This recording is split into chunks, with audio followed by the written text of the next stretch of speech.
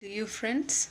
Today we are going to meditate from the life of David. As we know, David is well known in the Bible as a king of Israel, and he has been the most written about person in the Bible after Jesus Christ. Now, as we see here, we are going to look upon the 1 Samuel chapter 16 as well as chapter 17 today. Today we are going to speak about the great story about David and the giant Goliath. Before we go ahead, please do subscribe to my channel and also watch it and be blessed. Friends, as we go ahead, we see the life of David. David was known as a man after God's own heart. He is a musician, he is a singer. However, when he was young, even his father Jesse thought that he was fit for nothing. Jesse had 8 sons, and eldest 3 sons went to the king Saul for helping them in war. However, David, who was the youngest, Jesse thought he was fit for nothing, and he was sent to look after the sheep. He was a shepherd boy. And we see how whom world thinks that he is fit for nothing, God thinks him fit to be anointed as a future king of Israel. And God asks the prophet Samuel to go and anoint David as a king of Israel. And the anointing was on David's head all the while, since he was a young boy. That we see in 1 Samuel chapter 16, where he was anointed by God. And we see further, according to the anointing in the life story of David, many times he fell from his position as a king. But due to his deep love for God, he always returned to his love of his life. His first love was God. And that's why the Bible calls him the man after God's own heart. Even his wife laughed at him, the way he danced, praising God. But David thought that everything that was in the world was nothing when compared to his love, his dedication, and the grace of God upon his life. And he replied to his wife saying that, I am dancing for my God and I am not ashamed of it. So life of David teaches us to stand strong, to fight battles in our lives. David fought many military battles and even one captured Jerusalem, and Jerusalem was called as the city of David. And we see the book of Psalms where David has wrote poems, sung songs, praising God, repenting to God of his sins. And till today, everyone loves reading Psalms. Little children memorize the Psalms and get the blessings in their lives. Now, if we see what happened here between David and Goliath, a very giant. So who are the giants in our lives, friends, in your life? We have a lot of giants in our lives that we face every day. We need to stand strong.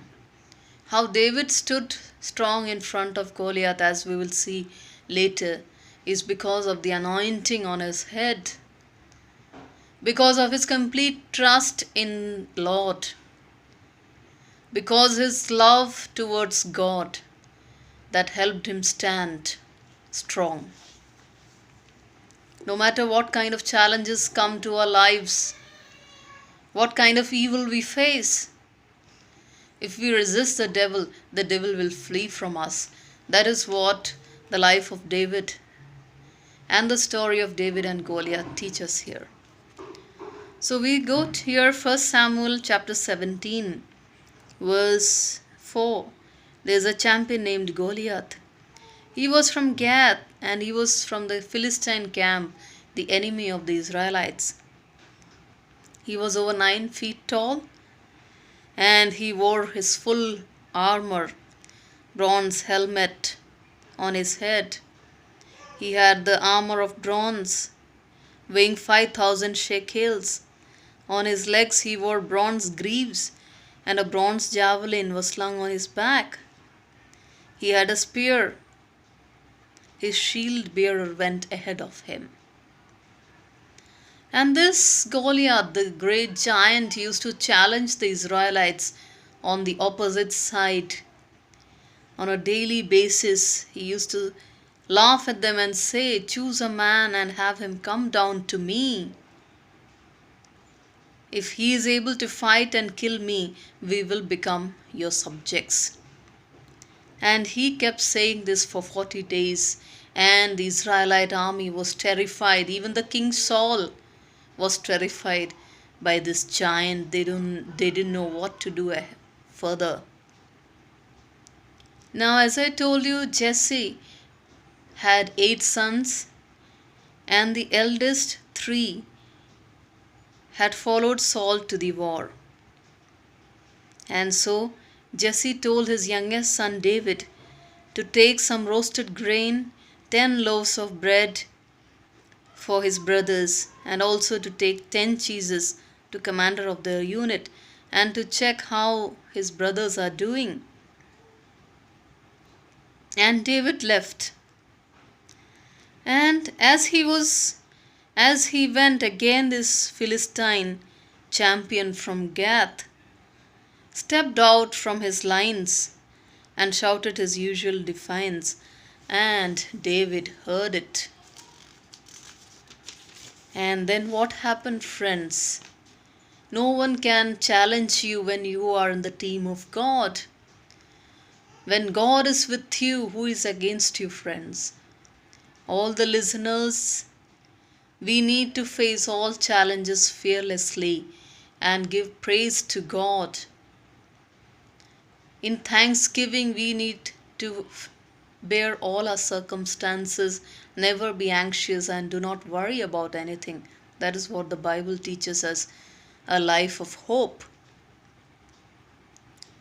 Now, David had already started planning when this evil man was challenging God's people. He is saying that, what is the reward that the man who kills this Philistine will receive? Look at the confidence of David. Look at the anointed of the living God, what he says. And they told that whoever would kill this Philistine would get King Saul's daughter in marriage. And later, Eliab, David's oldest brother, when saw him speaking with the people there, with the men there, he was burnt with anger, saying, "Why have you come down here?" When we are going to win some situation, when we are going to get a success in our lives, when we are planning, there are many people of the world who will shout at us, who will stop us from receiving our blessings, which is next door. We should not be disheartened, friends. We should keep on focused, keep on besides God, who will be leading us from the forefront. Now, as we go ahead, he says here, and as we go ahead, we say, now David goes to King Saul and lets him know, "Let no one lose heart on account of this Philistine. Your servant will go and fight him." When all the men were fearful of this great man, David alone said that he can fight. However, Saul also discouraged him, saying that you are only a boy, And this man is a fighting man from his youth. You may lose the battle if you go, and it's foolishness. That is how the world also comes to tell us in many of our situations. So we need to be watchful and alert. We need to be focused in God, because the joy of the Lord is our strength. It is with God alone that we can fight our battles, friends. If we stand alone, if we trust on our own understanding, it won't be any good when we realize that we will be able to step to success. There are many failures that come into our lives, but failures are a step to success. Remember that, friends. Now, David explains to Saul that your servant has been keeping his father's sheep. When a lion or a bear came and carried off a sheep from the flock, I went after it, struck it, and rescued the sheep from its mouth. When it turned on me, I seized it by its hair, struck it, and killed it. Your servant has killed both the lion and the bear. This uncircumcised Philistine will be like one of them, because he has defied the armies of the living God. The Lord who delivered me from the paw of the lion and the paw of the bear will deliver me from the hand of this Philistine. David already knew that my God, whose anointing is on my head, is going to deliver me this time as well, as he always used to do from the lions and the bears. Look at his confidence in God. Saul said to David, "Go, and the Lord be with you." Saul gave him his own dress, military dress, with the full armors. However, David couldn't walk with it because he didn't find it comfortable, nor he had the practice of it. He said, "I cannot go in these because I am not used to them." So he took them off. Then what did he do? He just did a simple thing. Very simple. He took his staff in his hand, chose 5 smooth stones from the stream, put them in the pouch of his shepherd's bag, and with his sling in his hand approached the Philistine. He approached the Philistine fearless. With his strategy, taking 5 smooth stones from the stream, he went to fight the Philistine. Meanwhile, the Philistine laughed at David, and when he saw he was only a boy, he despised him and said, "Am I a dog that you come at me with sticks?" And the Philistine cursed David by his gods. He said, "Come here, I'll give your flesh to the birds of the air and beasts of the field." And David kept his attention towards the God of the heavens. And he said, "You come against me with sword and spear and javelin, but I come against you in the name of the Lord Almighty, the God of the armies of Israel, whom you have defied. This day the Lord will hand you over to me, and I will strike you down and cut off your head. Today I will give the carcasses of the Philistine army to the birds of the air and beasts of the earth, and the whole world will know that there is a God in Israel." How pleased would God be hearing this? Because he again said, "I want that everyone should know that there is a God in Israel who delivers his children." And God kept the words and faith of David here. All those gathered here will know that it is not by sword or spear that the Lord saves, for the battle is the Lord's, and he will give all of you into our hands. And what David said, the same thing happened. As the Philistine moved closer to attack David, David ran quickly toward the battle line to meet him. Reaching into his bag and taking out a stone, he slung it and struck the Philistine on the forehead. The stone sank into his forehead, and he fell face down on the ground. And so David triumphed over the Philistine with a sling and a stone. Without a sword in his hand, he struck down the Philistine and killed him. Then he ran and stood over the Philistine. He took hold of his own Philistine sword and drew it from the scabbard. And after he killed him, he cut off his head with the sword. And when the Philistines saw that their hero was dead, they turned and ran, and the Israelites' army chased them and killed them. And there was great victory that day over the Philistines by the Israelite army.